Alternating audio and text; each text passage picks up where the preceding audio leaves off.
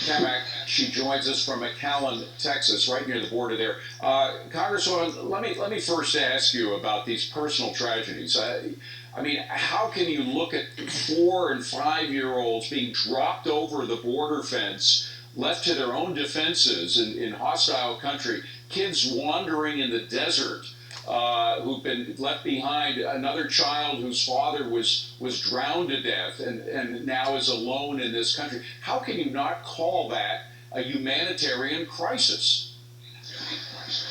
Well, you just can't. And it's unconscionable what I have seen here in the last 48 hours here on our southwest border. You know, the fact that this administration refuses to call what is happening here a humanitarian crisis, a national security crisis, I just simply don't have the words. I visited the Donna facility yesterday and I saw young children, 3, 5, 6, and older, and they have been abandoned, essentially. It is unconscionable. I spoke with a girl who came here from Guatemala. It took her 17 days to get here. And when she was having trouble communicating, her voice was so hoarse. I asked the agent why, and it was because she had lost her voice screaming because she had been gang raped. This was a 14-year-old girl. It is horrible. It is unconscionable. And in America today, if you are a cartel member, it's a great day in America because you are making so much money off of the backs of these children. And if you're 6 years old and younger, you are being trafficked back and forth across this border.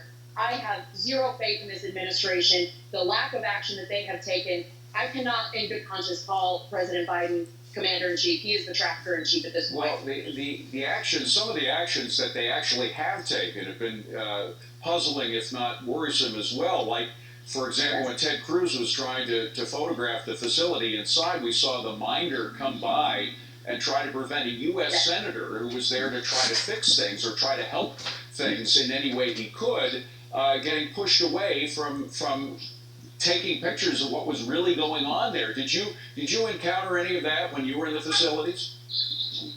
So we went through all the facilities. We also visited TOP, which is an actual bridge where underneath, outside, they have set up construction barriers to process folks. And they've asked us, if you take photos, please don't post them. And as I was speaking with the Border Patrol agents, a group of unaccompanied minors walked up to us out of the brush. It was unbelievable. I've never seen anything like this. Right there on the border, they just walked up to us and they knew that they would be processed. Yeah. And what we are seeing here is just unreal. The American people need to see what's happening inside these facilities. Facilities that are completely overrun, meant to house maybe 200, they're housing 5,000. Yesterday was another record-breaking day. Yeah. They picked up over 3,000 that just came across. But the thing that was terribly heartbreaking to me was last night, it was about midnight, I was standing on the banks of the Rio Grande River, and I had night vision goggles looking across, and the cartels were dropping people off, pointing, and you can see them in the night vision. They're pointing, saying, go across here, the Border Patrol agents will pick you up, they'll process you.